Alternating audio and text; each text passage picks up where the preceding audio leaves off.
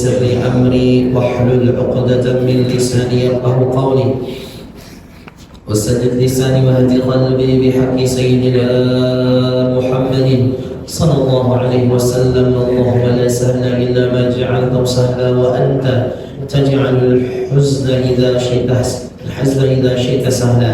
اللهم أغننا بالعلم وزينا بالحلم وأكرمنا بالتقوى وجملنا بالعافية برحمتك يا أرحم الراحمين. لا حول ولا قوة إلا بالله العلي العظيم العزيز العليم عدد كل حرف وتبا يكتب آبة الآمن وزهر الداهر رضي الله عني وعنكم وعن جميع المسلمين. قال المصنف رحمه الله تعالى ونفعنا بجميع علومه في الدارين آمين. فضل القرآن. Bab fadlil Quran, ini pembahasan masalah keistimewaan Al-Quran yang diturunkan oleh Allah kepada Rasulullah SAW. Di dalam kehidupan manusia, Allah Subhanahu wa Ta'ala mengatur kehidupan mereka, ada istilahnya rujukan di dalam hidup. Dari semenjak Nabi Adam alaihissalam diturunkan oleh Allah Subhanahu wa Ta'ala ke dunia, beliau diberikan petunjuk oleh Allah Subhanahu wa Ta'ala, pedoman di dalam kehidupannya. Ada beberapa suhuf yang diturunkan oleh Allah kepada beberapa nabi yang diikuti oleh beberapa umatnya. Di antara kitab yang diturunkan oleh Allah Subhanahu wa Ta'ala kepada para nabi ada 104 biji kitab. Semuanya diturunkan oleh Allah melewati malaikat Jibril, karena malaikat Jibril tugasnya menyampaikan wahyu dari Allah sebagai bimbingan kepada manusia. Jadi 104 biji kitab. 60 suhuf diberikan oleh Allah Subhanahu wa Ta'ala kepada putranya Nabi Adam yang bernama Nabi Syif. Jadi di antara putranya Nabi Adam ada seorang nabi yang bernama Syif. Diberikan oleh Allah 60 suhuf. Karena semenjak zaman Nabi Syif ini banyak di antara keturunan Nabi Adam yang mulai menyimpang daripada ajaran kakeknya, ajaran ayahnya, dan ajaran datuknya, itu Nabi Adam. Akhirnya Nabi Syif memegang estafet daripada Nabi Adam untuk melanjutkan bagaimana membimbing manusia untuk beribadah kepada Allah. 60 suhuf diturunkan. Kemudian 30 suhuf diberikan oleh Allah Subhanahu wa Ta'ala kepada Nabi Ibrahim. 90 jumlahnya. Kemudian ada 10 suhuf yang diberikan oleh Allah kepada Nabi Musa. Jadi jumlah suhuf yang diturunkan oleh Allah kepada Nabi Syif, Nabi Ibrahim, dan Nabi Musa jumlahnya 100 suhuf. Kemudian Allah menurunkan kitab yang sempurna yang bukan disebut yang namanya suhuf, yaitu adalah Taurat yang berbahasa Ibrani diturunkan kepada Nabi Musa.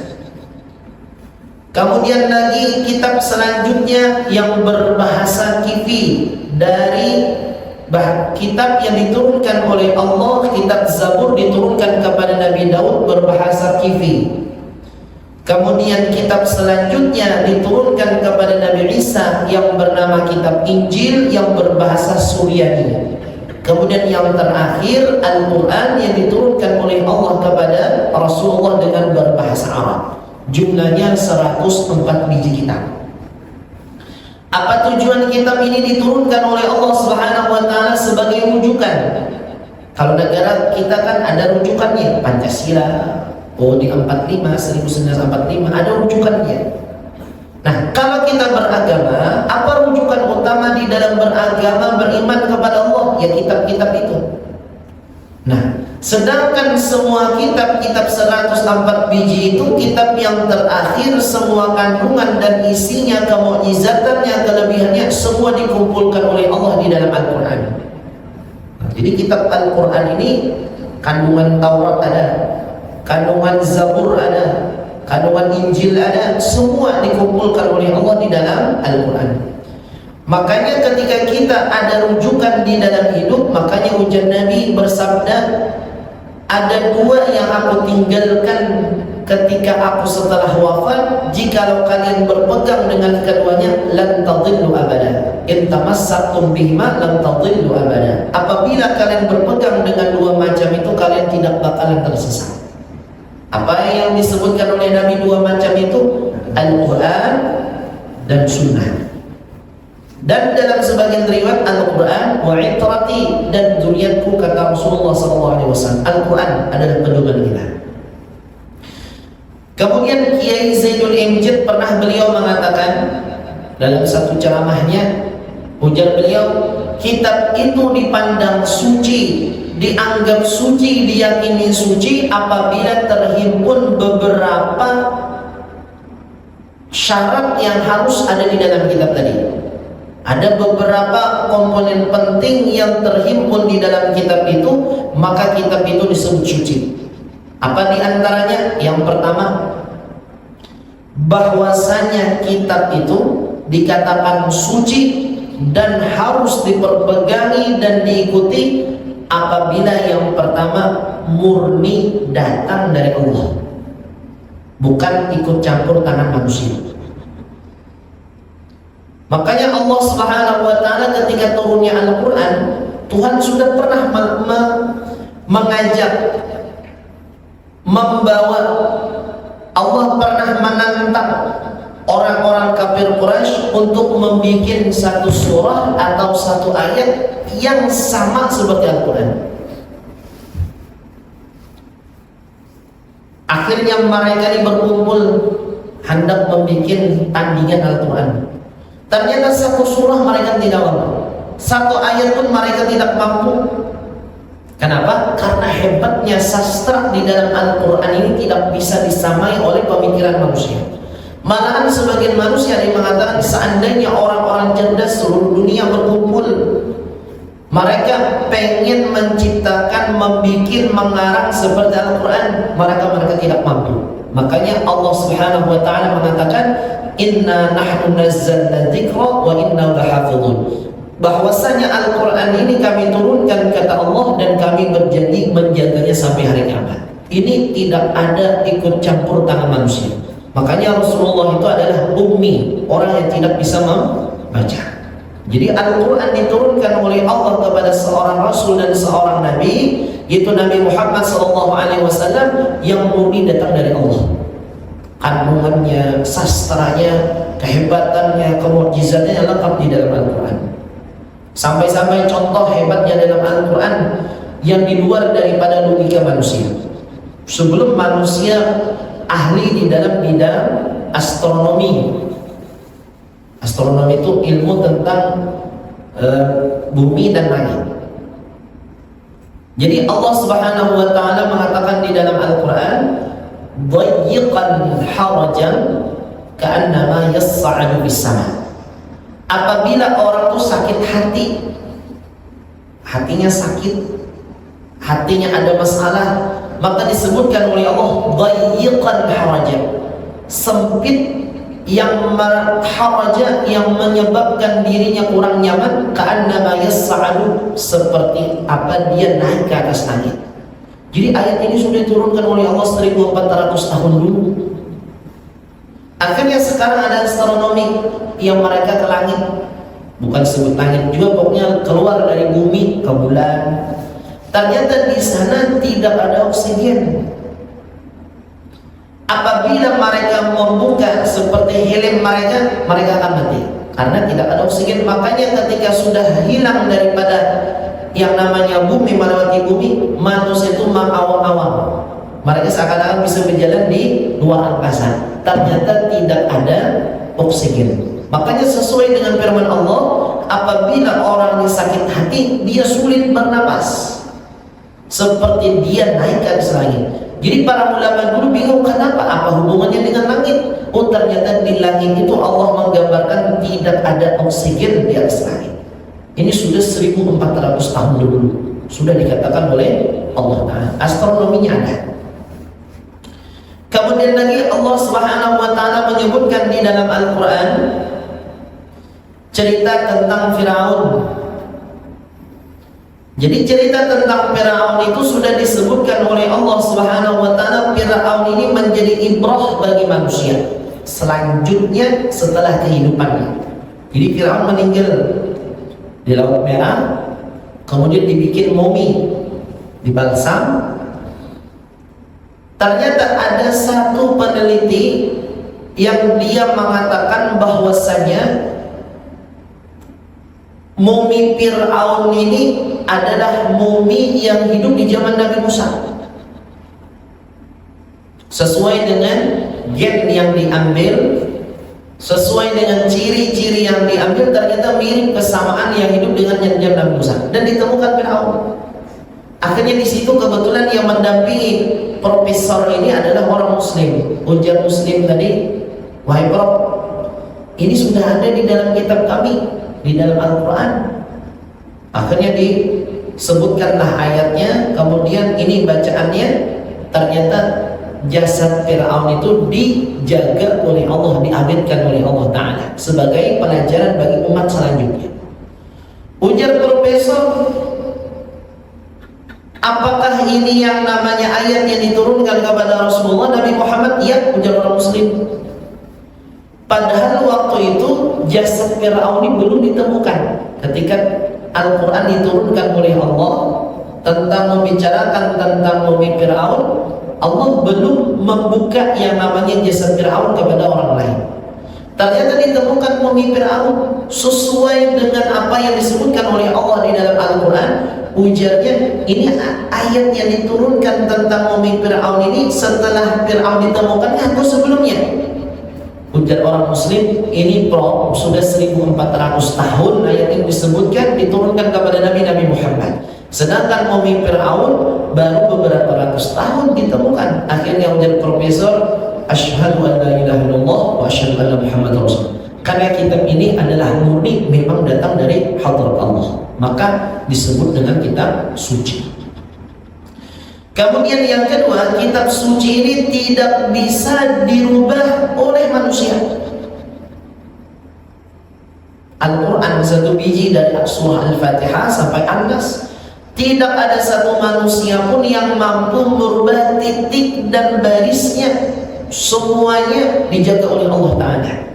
Makanya apabila ada orang misalnya misalnya bacaannya dirubah, pasti orang-orang yang beriman diberitahu oleh Allah Subhanahu wa taala. Makanya Al-Qur'an itu di akhir zaman bukan dirubah, tapi Al-Qur'an akan dicabut oleh Allah Subhanahu wa taala dari para penghafal-penghafalnya sampai nanti di akhir zaman mendekati hari kiamat tidak ada satu manusia pun yang bisa membaca Al-Qur'an. Malahan tulisan Al-Qur'an pun diangkat oleh Allah Subhanahu wa taala. Karena Tuhan berjanji, inna nahnu nazzalna dzikra wa inna lahu lahafidhun. Itu nomor 2 syaratnya. Kemudian yang nomor 3, kitab itu sesuai dengan fitrah manusia.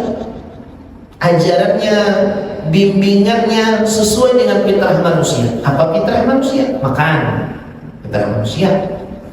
Minum, fitrah manusia. Qadha hajat, fitrah manusia. Kawin, fitrah manusia. Punya anak, fitrah manusia. Bagian warisan, fitrahnya manusia. Kemudian mereka manusia saling berkeluarga, fitrahnya manusia. Manusia saling bersuku-suku dan berbahasa, berbangsa, fitrahnya manusia. Itu semua disebutkan dalam Al-Quran. Makanya ada dalam ayat Allah mengatakan, inna khalaqnakum min dzakarin wa untha wa ja'alnakum syu'uban wa qabail.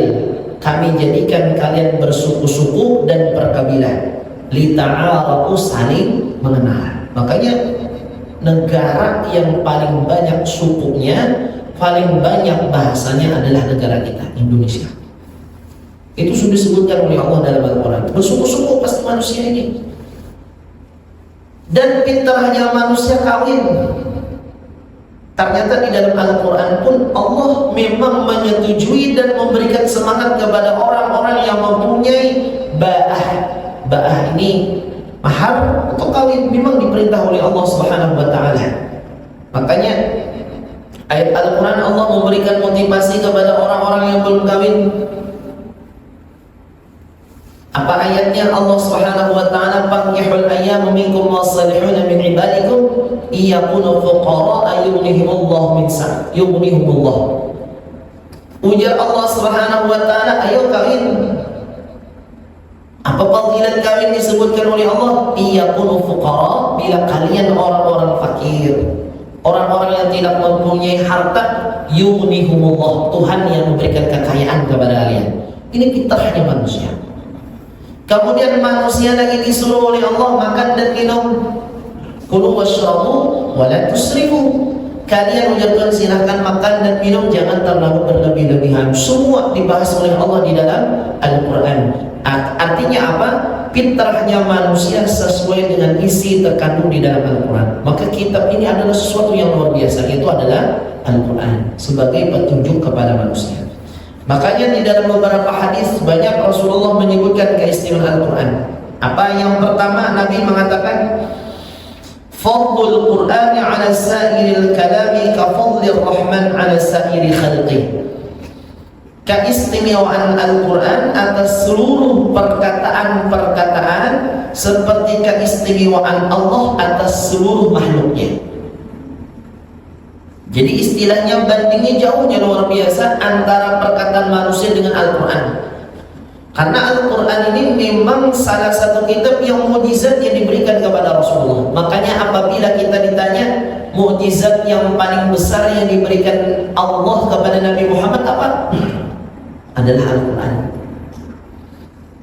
Kenapa dikatakan Al-Quran?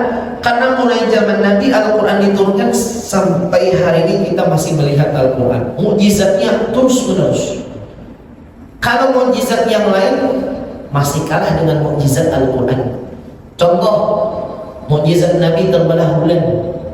Sudah pernah ulun ceritakan. Jadi orang kafir Quraisy ini minta kepada Nabi hal yang mustahil bagi mereka. Ujar mereka, kita ini harus membuat malu Muhammad nih, apa caranya? Ujar saran di antara mereka, kita minta yang mustahil. Apa kira-kira? Kita minta yang kada bisa dijangkau oleh pikiran manusia. Apa? Bulan terbelah. Oh, kita kalau minta terbelah bulan sulit. Makanya dalam Al-Quran, iqtarabatis sa'atu wansyaqqal qamar. Apabila mendekati hari kiamat maka terbelah bulan. Ujar Abu Jahal pas sesuai dengan kira-kira dengan karakter kita seberataan minta terbelah bulan aja lawan Muhammad. Akhirnya Abu Jahal datang kepada Nabi.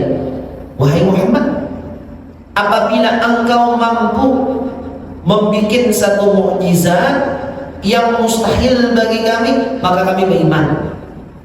Karena tujuan Abu Jahal ini membuat malu Nabi.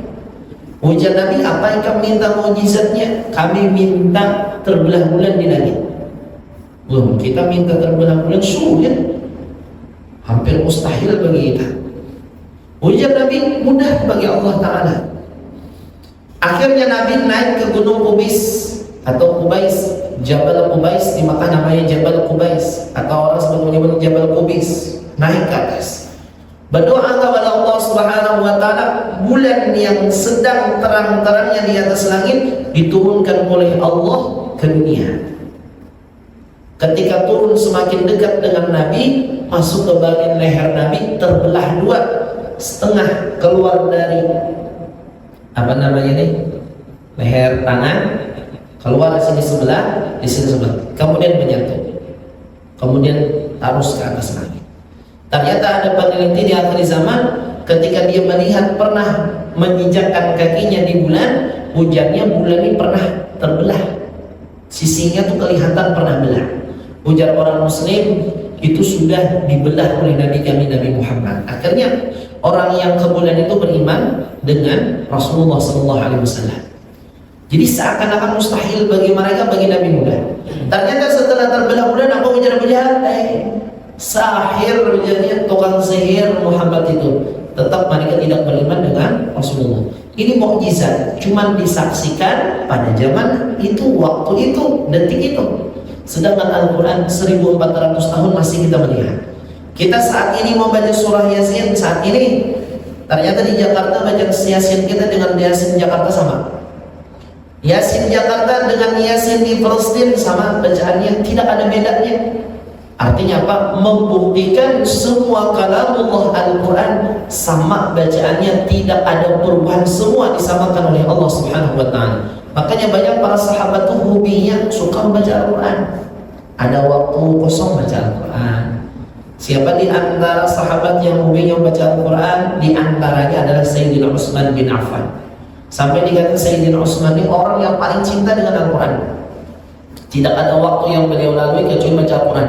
Sampai-sampai Al-Quran itu beliau ikat di lehernya. Jadi bila ada waktu kosong baca Al-Quran, waktu kosong baca Al-Quran. Karena paling nikmat ujar Sayyidina Utsman di dalam hidupku adalah firman Allah Subhanahu wa Ta'ala, yaitu adalah Al-Quran. Dan istimewanya Al-Quran ini adalah setiap huruf yang kita baca berbeda dengan perkataan yang lain, kitab-kitab lain, kemudian lagi kitab-kitab para ulama. Setiap huruf yang kita baca dari Al-Quran, ujar Nabi, barang siapa yang membaca satu huruf daripada kitab Allah, maka dia mendapatkan satu kebaikan, dan satu kebaikan dibalas oleh Allah 10 pahala. Aku tidak mengatakan, ujar Nabi, alif lam mim satu huruf, tetapi alif satu huruf, lam satu huruf, mim satu huruf. Alif lam mim itu 3 huruf. Jadi alif 10 pahalanya, lam 10 pahalanya, mim 10 pahalanya. Kalau kita membaca seperti surah Yasin tadi, itu berapa kalian huruf yang diletakkan oleh Allah dalam surah Yasin? Itu pahala yang diberikan Tuhan. Ini istimewanya Al-Quran. Makanya kita ada diberikan oleh Allah Subhanahu wa Ta'ala, tahu ini kitab mulia, tapi kadang belum diberikan taufik oleh Allah untuk membacanya. Makanya paling murah kita membaca ya 1 minggu sekali surah Yasin, atau setiap malam membaca surah Yasin. Ada di sela-sela waktu kita membaca firman Allah Subhanahu wa Ta'ala, karena memang istimewa. Kemudian lagi ujar Nabi, barang siapa yang mengkhatamkan Al-Quran, idza khatamal 'abdul Qur'ana shalla 'alaihi inda khatti 60 alf malakin. Apabila kita ada waktu dan kesempatan mengamalkan hadis Nabi ini, apabila di antara hamba ujar Nabi umatku nih mengkhatamkan Al-Quran 1 kali khatam, ketika dia mengkhatamkan Al-Quran pada detik itu, ketika qul a'udzu birabbin nas, malikin nas, ilahin nas, min syarril waswasil khannas, alladzi yuwaswisu fi sudurin nas, minal jinnati wan nas. Khatam. Maka detik itu ketika dia mengkhatamkan ujar Nabi, ada 60.000 malaikat yang memintakan ampun kepada Allah terhadap dirinya. 60.000, bukan 6.000, 60.000. Maka tugas malaikat tadi berdoa, memintakan kepada Allah, ya Allah, itu nak fulan bin fulan menghatamkan kitab pian, ampuni dosa-dosanya. Makanya orang-orang dulu tuh ada yang seperti Imam Syafi'i sehari 2 kali hatam Al-Quran. Siang 1 kali hatam, malam 1 kali hatam. Ada sebagian ulama ketika itu malam beliau salat 2 rakaat. Rakaat yang pertama 15 juz, rakaat yang kedua 15 juz. Kenapa? Karena memang mereka termotivasi dengan keistimewaan, keistimewaan ayat Al-Quran yang diberikan oleh Allah kepadanya. Jadi kita ini termasuk umat yang istimewa karena diberikan oleh Allah Al-Quran. Dan dikatakan oleh sebagian orang-orang yang sudah mengalaminya atau amaliyah yang sudah dilalui dan mujarrab. Arti mujarrab ini memang sudah manjur. Apa? Bila orang rajin membaca Al-Quran, insya Allah sampai dia meninggal dunia dijaga oleh Allah akalnya dari pikun. Kalau umurnya 100 tahun tidak bakalan pikun. Kenapa? Karena setiap tubuh yang dibacakan Al-Quran, ini daya otaknya manusia menerima bacaan Al-Quran. Maka bagus bila membaca Al-Quran itu suaranya nyaring, ada suaranya keluar dari mulut. Karena setiap suara yang keluar daripada bacaan Al-Quran didengar oleh telinga masuk ke dalam, kemudian dicerna oleh otak. Jadi setiap orang yang membaca Al-Quran, kebiasaan yang sudah dilalui dan diamalkan dan sudah dilihat keadaannya, tidak ada yang pikun selama ia mengamalkan Al-Quran. Makanya sampai hari ini ada seseorang satu kampung, mungkin sepupu sekali dengan mama. Beliau ini setiap hari selalu baca Al-Quran. Selalu baca Al-Quran. Kapan beliau tuh baca Quran? Biasanya beliau tuh habis makan siang. Jadi habis salat zuhur, makan sekitar jam 1:30, 2. Umur beliau saat ini kurang lebih sekitar 94, antara 94 sampai 97 umurnya. Jadi beliau ini kadang pikunnya, pikirannya normalnya luar biasa. Cuman satu kekurangan sini nih, gigi habis itu aja. Tapi Pak Din, gudang garam itu 16 masih rutin mesan. Yang 94 gitu. Karena beliau itu kemarin pernah ikut umrah.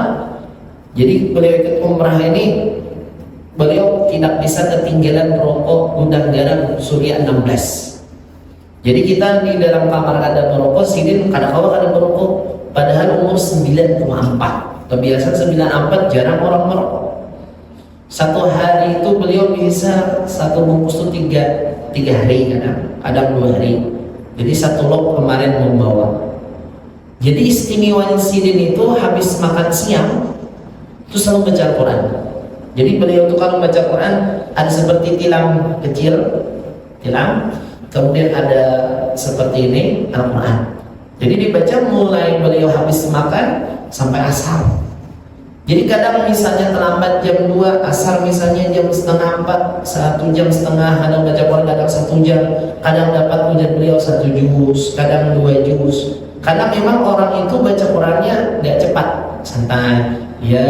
Yasin wal Qur'anil Hakim. Jadi santai bacanya.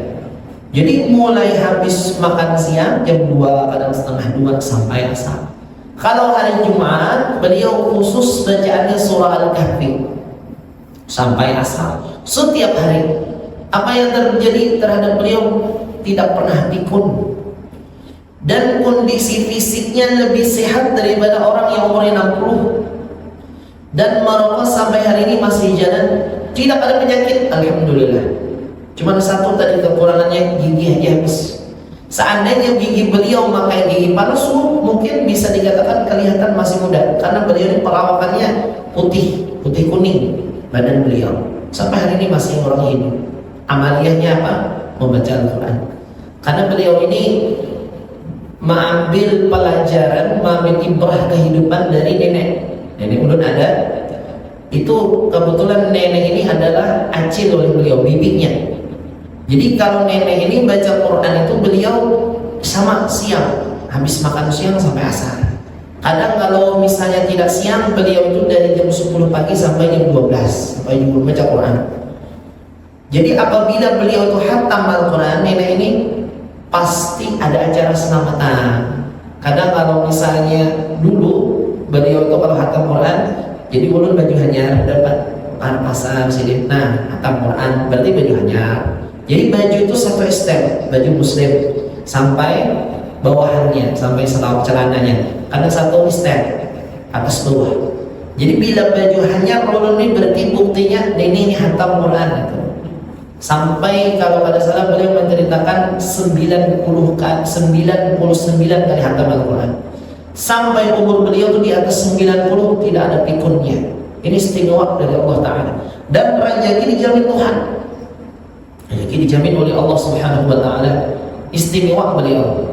Jadi dua orang ini menjadi pelajaran bagi kita yang memang kita lihat amaliyahnya hidupnya adalah membaca Al-Quran. Dan dijamin oleh Allah rezekinya. Makanya kalau kita misalnya ada waktu, ya paling tidak setengah lembar lah, atau misalnya kurang daripada setengah lembar, yang penting ada baca Quran di sela-sela waktu kita. Kalau orang-orang tadi, orang-orang Yaman, itu mereka mengkhususkan baca Quran waktu malam. Kan ada selang antara maghrib dan isya. Kebiasaan antara selang maghrib dan isya itu kurang lebih sekitar 40 menit. Nah, di sana mereka menyempatkan waktu selama 40 menit baca Al-Quran. Atau kadang antara azan dan qamat.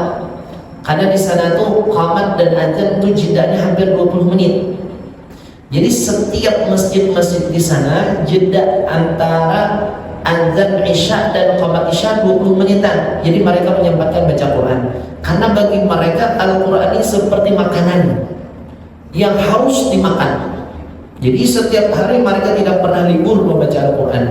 Ya paling tidak kita 1 minggu sekali lah baca Yasin. Atau misalnya waktu satu malam bisa baca Yasin dan sebagainya. Karena memang dampak kemanfaatan Quran dikembalikan kepada kita.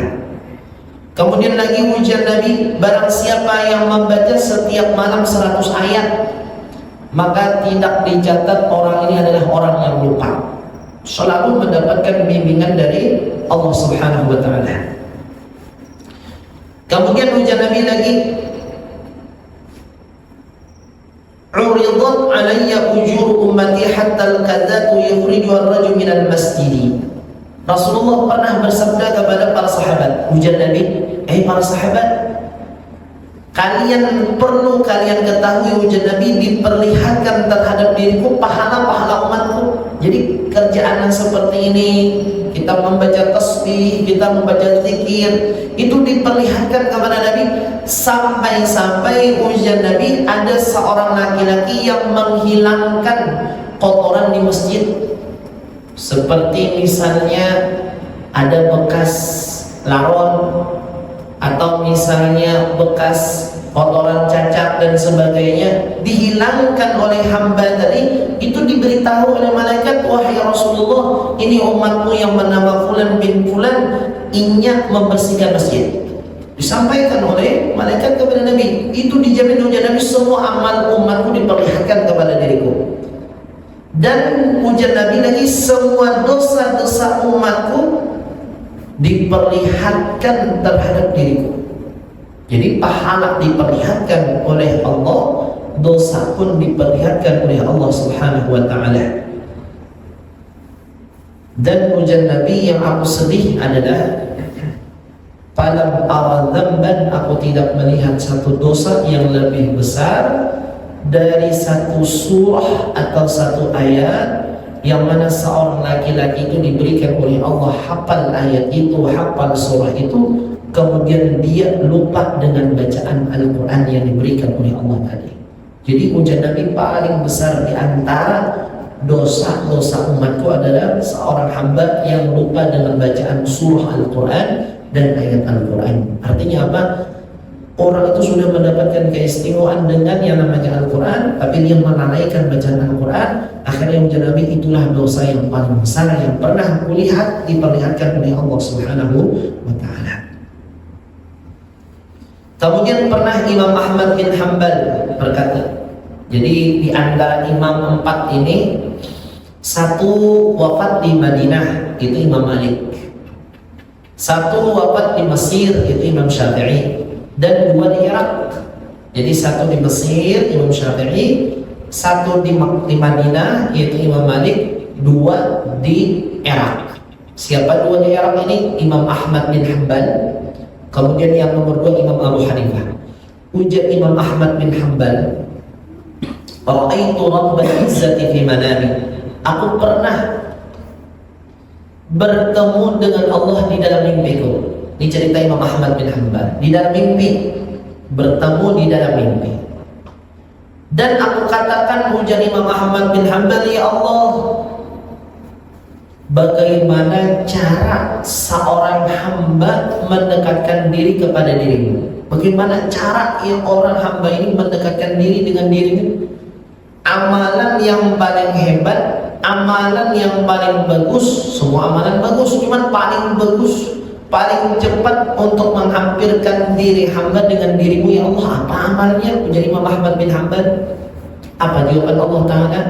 Bikalami, dengan sebab membaca Al-Quran.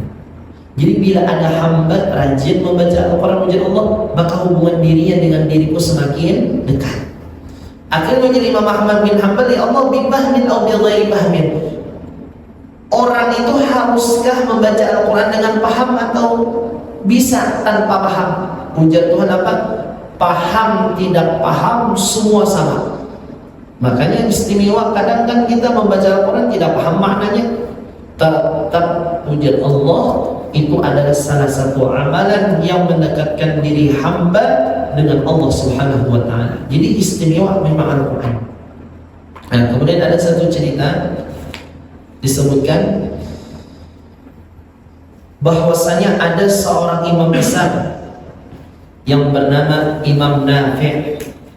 Jadi bacaan Al-Quran kita ini ada namanya disebut dengan qiraat 7. Qiraat 7. Qiraat 7 ini dari imam yang berbeda-beda, cabang setiap satu bacaan itu 2 perawinya. Jadi jumlahnya 21 bacaan. 21 bacaan. Di antara imam yang 21 ini ada satu imam yang bernama Nafi'. Namanya Imam Nafi'. Makanya bacaan Al-Quran ada kan Siratal ladzina an'amta 'alaihim ghairil maghdubi 'alaihim waladdallin. Ini ada bacaan imam namanya. Ada juga Ihdinas siratal mustaqim. Ada imam membaca model kayak itu. Tapi kita memang harus belajar tata cara membaca di antara 21 imam pembaca Al-Quran. Jadi ada namanya Imam Nafi'. Beliau ini tidak mau membaca Al-Quran di siang hari di bulan Ramadan. Mau padahal pun sini membaca Al-Quran. Ditanya oleh orang, wahai Imam Nafi', tiap ahli Al-Quran, pian imam Al-Quran, imam daripada qari-qari, pembaca-pembaca Al-Quran, kenapa pian tidak menyempatkan diri membaca Al-Quran di waktu siang Ramadan padahal pahalanya besar, wahai imam? Ujar Sidin, aku tahu. Aku pun ujar beliau dari dulu sudah mengetahui itu istimewa. Cuman ujar Sidin ada satu kendala terhadap diriku ini, kenapa aku siang Ramadan tidak mau baca Al-Quran? Dengan sebab ujar Imam Nafi', setiap aku membaca Al-Quran firman Allah Subhanahu wa Ta'ala, saking nikmatnya membaca Al-Quran, air liurku ini ujar beliau seakan-akan rasa madu manisnya luar biasa. Maka aku khawatir air liurku ini, aku teguh ujar sini, menyebabkan batal puasa. Ada imam seperti itu, bacaan Al-Qurannya nikmat, saking nikmatnya air liur itu rasanya seperti madu. Nah, ini seorang imam besar namanya Imam Nafi'. Kemudian lagi cerita satu, ada disebutkan fakta di Turki itu ada seorang hamba Allah yang hobi setiap harinya itu baca Quran. Jadi beliau menyempatkan waktu dalam sehari baca Quran. Seiring berjalannya waktu, beliau ini merasa bahwasanya membaca Al-Quran ini apabila orang-orang itu sudah lanjut umurnya, pasti matanya itu berkurang ketajamannya. Ujar beliau, kalau seandainya aku memakai Al-Quran yang standar ini, mungkin aku tidak bisa lagi melihat bacaan Al-Quran dengan jelas. Akhirnya beliau berinisiatif ketika masih muda, umur dia sekitar 40-an, beliau mulai sambil membaca Al-Quran. Beliau pun ada menyempatkan waktunya menulis Al-Quran dengan tulisan tangan beliau sendiri, dengan tulisan yang besar. Jadi mushafnya besar. Jadi ternyata terbukti terjadi seiring berjalannya waktu saya membaca Quran dengan normal, ternyata ada satu keadaan memang sudah lanjut umur beliau, mulai sudah remang-remang huruf-huruf Al-Quran. Akhirnya beliau membuka mushaf yang pernah beliau tulis yang dari surah Fatihah sampai An-Nas, khatam. Setelah itu beliau selalu membaca Al-Quran tadi yang tulisan tangan asli beliau. Ternyata beliau berwasiat kepada anaknya, nak, apabila ayah meninggal dunia, tolong Al-Quran tulisan ayah ini kubur dengan jasad ayah, didampingkan. Ujar anak, ini nanti ulah laksanakan wasiatnya. Ternyata wafat orang yang hobi yang baca Al-Quran tadi, wafat meninggal dunia. karena sudah wasiat daripada beliau, apabila aku meninggal dunia tolong Al-Quran ini ditaruh di samping jasadku. Ternyata ditaruh, dikubur, selesai. Yang anak ini udah, artinya ketika sudah orang tuanya meninggal dunia, mendoakan dapat rahmat, ampunan dari Allah. Berlalulah yang anak ini sekitar setelah ayahnya wafat, kurang lebih sekitar 1 tahun setelah demikian itu, diberikan anugerah oleh Allah menjejakkan kakinya ke Mekah dan ke Madinah. Sampai ke Madinah, ternyata anak ini membuatnya takjub, kagum. Ada di kota Madinah itu orang berjualan kitab-kitab berbahasa Arab, buku-buku berbahasa Arab. Ternyata di antara rak-rak buku dan kitab-kitab itu ternyata ada mushaf Al-Quran tulisan tangan orang tuanya tadi. Anak, masa ini tulisan abah? Padahal kan sepeingatku ujarnya 1 tahun yang dulu abah ini jasadnya dikubur, Qurannya pun dikubur. Kenapa jadi ada di rak tuh kitab ini? Akhirnya beliau ini hatinya penasaran apa yang terjadi dengan mushaf Al-Quran ini. Akhirnya beliau menghampiri yang menjual kitab-kitab berbahasa Arab tadi. Wahai fulan bin fulan, ulun tertarik dengan itu mushaf Al-Quran yang besar itu. Ujar tuh kitab sekian harganya, diambil sekian harganya, dibuka oleh yang anak. Oh, ini tulisan tangan abah asli ini. Kenapa jadi sampai ke Madinah? Akhirnya tanda tanya, apakah waktu di Turki di kampung halamannya pernah diambil orang? Entah itu terjadi atau apa? Akhirnya tanda tanya, berburu pertanyaan. Ujar yang anak, ini mushaf ulun tukar. Artinya nih duitnya ulun beli ini mushafnya. Cuman ulun hendak pengen bertanya lawan pian dapat ini dari mana? Karena ini asli, wahai penjual toko kitab, ini asli tulisan tangan, tidak ada cetakannya. Ujar tukang jual kitab, aku ini sebenarnya ada seseorang datang penduduk Madinah, dia membawa ini mushaf, tolong fulan bin fulan, ini aku tidak mempunyai duit lagi, nah tolong akan hurupakan nah, antara Al-Quran ini dengan duit. Akhirnya aku beri duit tadi.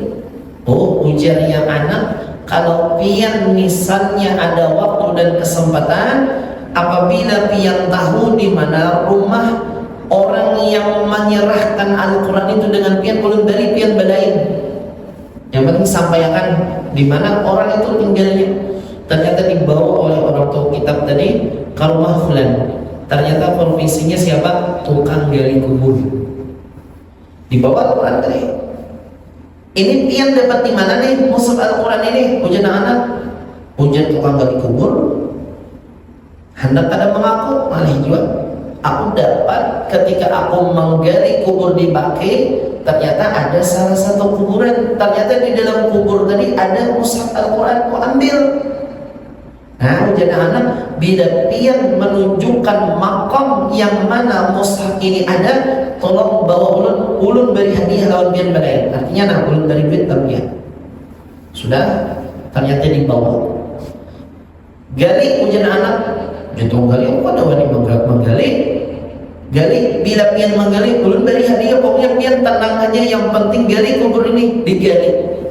Ketika habis digali, Masya Allah, apa yang terjadi? Ternyata di dalam kubur tadi adalah jasad sang ayah dipindah oleh Allah Subhanahu wa Ta'ala. Kenapa? Karena cintanya dengan Al-Quran dan sangat cinta dengan Rasulullah SAW.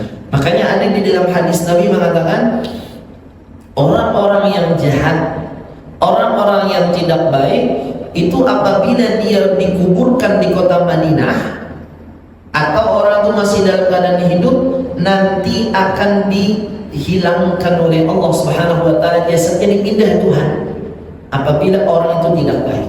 Karena memang di akhir zaman ketika Dajjal diutus oleh Allah Ta'ala, itu kota Madinah dan kota Mekah dijaga oleh malaikat sampai-sampai Dajjal itu tidak bisa dia masuk ke kota Mekah dan Madinah, dijaga oleh Allah Ta'ala. Tapi orang-orang yang ahli maksiat, orang-orang yang jahat akan dikeluarkan oleh Allah dari kota Madinah.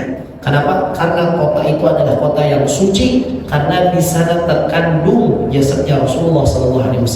Sedangkan orang-orang baik, apabila dia cinta dengan Al-Quran, cinta dengan Rasulullah, bagi Allah gampang, tidak ada susah bagi Allah memindah makam seorang hamba yang dia cintai untuk didekatkan dengan orang yang dicintai. Apa amalan orang tua tadi? Adalah membaca Al-Quran. Allah Subhanahu wa Ta'ala mudah-mudahan kita mendapatkan ilmu yang bermanfaat, mudah-mudahan segala apa yang kita minta, apa yang hajatkan dikabulkan oleh Allah Subhanahu wa Ta'ala, dan segala dosa-dosa kita diampuni oleh Allah Subhanahu wa Ta'ala, dan mudah-mudahan kita diberikan sehat dan afiat dan umur, dan kita diberikan rezeki yang luas, rezeki yang halal, rezeki yang berkah, dan mudah-mudahan kita dimatikan oleh Allah dalam keadaan husnul khatimah. Amin ya rabbal alamin. Wa ila hadratin nabi al-Fatihah.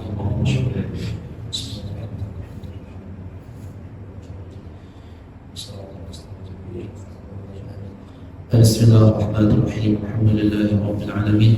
Wassalatu wassalamu ala sayyidina Muhammadin wa ala alihi washabbihi ajma'in. Rabbana zalamna anfusana wa illam taghfir lana wa tarhamna lanakunanna minal khasirin. Rabbana atina fid dunya hasanah wa fil akhirati hasanah wa qina adzabannar. Sallallahu ala sayyidina Muhammadin wa ala alihi washabbihi wasallam. Alhamdulillahi rabbil alamin. Taqabbalallahu minkum.